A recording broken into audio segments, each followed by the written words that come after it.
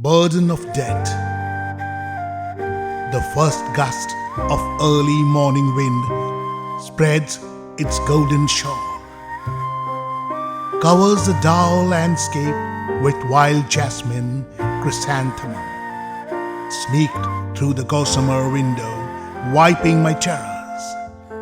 Your dotted face, beads of perspiration, the heavy heart and the stale air.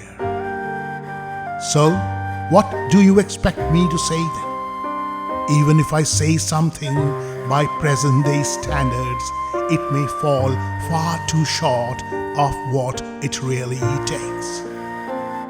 Footprints on the ground, that calls for an apology. Do we ever? Our starving senses, the naked scramble, and a studied nonchalance. Nature or what? The hell with it as long as we got ours. Everything that I say, scores of eulogy that ever penned, can't alleviate the terrible burden. All's not cheap, trivial and unique.